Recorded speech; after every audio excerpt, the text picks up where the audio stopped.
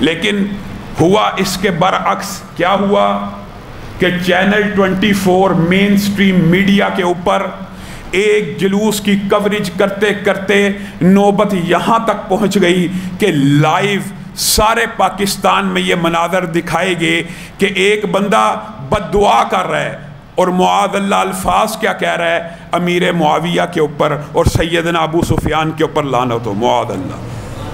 اور مین stream media نے اس کو دکھا بھی دیا, چلا بھی لیا.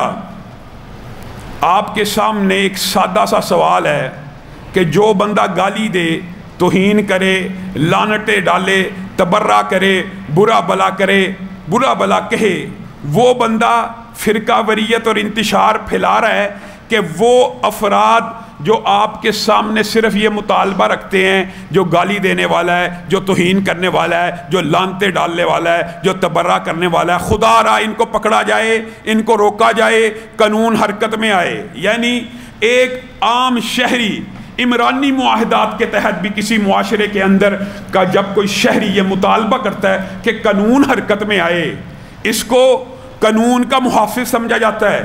وہ شہری جو قانون ہاتھ میں خود لے کر آگے بڑھتا ہے وہ قانون شکن تو ہو سکتا ہے, لیکن جو کہتا ہے کہ قانون حرکت میں آئے اور ان کو کافر کردار تک پہنچایا جائے, یہ بندہ تو قانون اور امن پسند ہوتا ہے. لیکن افسوس جو بندہ قانون اور امن کی بات کرے, الٹا اس کے اوپر تو پرچے کاٹنا شروع کر دیے جائیں. ہمارے بہت بڑے عالم دین کو جہلم سے اٹھا لیا جائے, مولانا عبد الحمید کو, اور ایک پتوں کی کے اندر عالم دین کو اس بات پہ اٹھا لیا جائے کہ اس نے آصف کو, جس نے معاذ اللہ حضرت ابو بکر کی تکفیر کر دی, اس کو برا بلا کیا اس کے اوپر پرچہ کاٹ دیا جائے. یہ الٹی گنگا بہ رہی ہے. اور آج ضرورت اس بات کی ہے, میں اہل سنت سے بھی یہ بات کہنا چاہتا ہوں, یہ جو حضرت امیر معاویہ اور سیدنا ابو سفیان کے اوپر ہے, انہوں نے تو اس محرم میں چہرہ ایسا بعض لوگوں کا بے نقاب ہوا کہ سیدنا ابو بکر بھی محفوظ نہیں. میں تو پہلے ہی آپ کے سامنے یہ باتیں رکھتا ہوں کہ یہ معاملہ بنو امیہ بنو ہاشم کا تھا ہی نہیں, نہ شروع سے نہ آج تک. اگر امیر معاویہ اور ابو سفیان حضرت ابو بکر جتنے متقی بن جائیں پھر بھی ان کی ہرزہ سرائی سے محفوظ نہیں رہ سکتے. ابو بکر نہیں رہے, عمر نہیں رہے, عائشہ اور حفصہ نہیں رہی. علل اعلان ان صحابہ کے اوپر مین چوک کے اوپر کھڑے ہو کر ٹی وی نے دکھایا. اس کے اندر بھی اہل سنت کے بعض عناصر اس توہین کے بھی مجرم ہیں. کیوں؟ آپ نے اس گھرانے کی سیرت اہل سنت کو بتلائی نہیں. آپ نے سیدنا معاویہ, سیدنا ابو سفیان, سیدنا ہند کے وہ واقعات جو زمانہ اسلام قبول کرنے سے قبل کے تھے, وہاں پہ جناب ابو سفیان کا ذکر آتا ہے, بدتمیزی سے آتا ہے. حضرت عمر کا قبول اسلام سے پہلے ذکر کوئی بدتمیزی سے کرے, آپ کے اوپر کیا بیتے گی.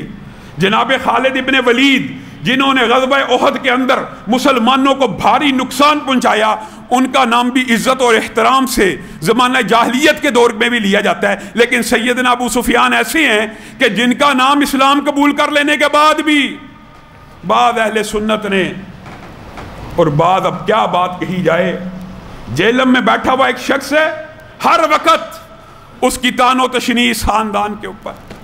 کس وجہ سے؟ آپ نے اس خاندان کی مناقب اور فضائل لوگوں کے سامنے رکھے ہی نہیں. آپ نے وہ واقعات تو رکھ دیے کہ سیدہ ہند نے, ان کو اردو میں ہندا بھی کہا جاتا ہے, ان کا اصل نام عربی میں ہند ہے. حضرت امیر حمزہ کا سارا واقعہ تو بیان کیا جاتا ہے, لیکن قبول اسلام کے وقت جو شرف رسول اللہ صلی اللہ علیہ وسلم نے اس خاندان کو عطا کیا وہ کتنوں کو یاد ہے. اور حدیث بھی بخاری مسلم کی, بتائیے کتنے لوگوں کو یاد ہے. سیدہ ہند آئی, رسول اللہ صلی اللہ علیہ وسلم کے پاس آ کے اسلام کو قبول کیا, اور کیا کہنے لگی سنیے. اس خاندان کی فضیلت کے اندر اگر اس کے علاوہ کوئی حدیث نہ ہوتی, یہ اکیلی حدیث ان کی عظمت کے اوپر گواہ ہے. سیدہ ہند نے آ کے کہا رسول اللہ صلی اللہ علیہ وسلم جب تک آپ سے ہماری مخالفت تھی کائنات کے اندر, آپ کا خاندان ہماری نظر میں ایسا تھا ایسا تھا ایسا تھا, اور آج جب اسلام کو قبول کر لیا ہے تو میرا دل یہ گواہی دے رہا ہے کہ آج کے بعد آپ کے خاندان کی محبت، آپ کی عزت، آپ کی جان، آپ کا مال ہمیں اپنے ہر خاندان کے فرد سے زیادہ قیمتی ہے۔ رسول اللہ صلی اللہ علیہ وسلم نے جو جواب دیا صرف اسی کو نوٹ کر لیتے تو یہ جھوٹے رافضیوں کے جو سہولت کار بیٹھے ہوئے ہیں ان کے پراپوگنڈے سے بچ جاتے۔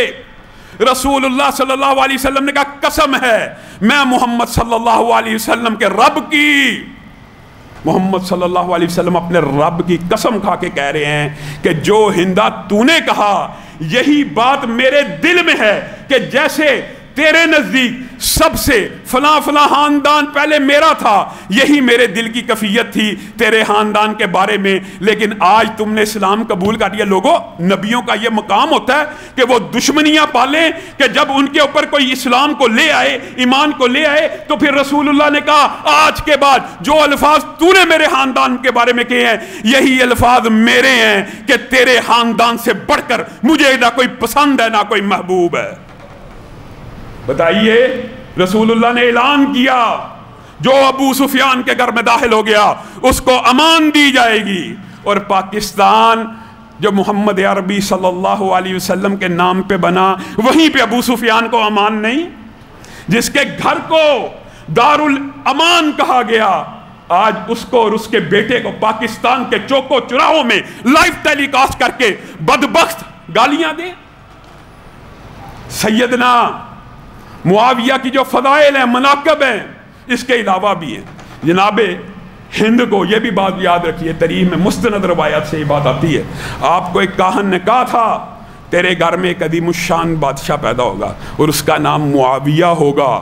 یہ کاہن نے سیدہ ہند کو بشارت دی تھی، اور رسول اللہ صلی اللہ علیہ وسلم نے جوان تھے، طاقتور تھے، جری تھے، جرنیل تھے، مسلمانوں کے مبالغہ نہیں کرتا، اٹھاؤ جو ان سی مرضی تاریخ، مسلمانوں کے اندر کوئی ایک ایسا نہیں ہے، کوئی ایک ایسا نہیں ہے جس نے اتنی فتوحات، اتنی جنگیں تلوار کے زور پہ جیتی ہوں جتنی سیدنا معاویہ نے جیتی ہیں۔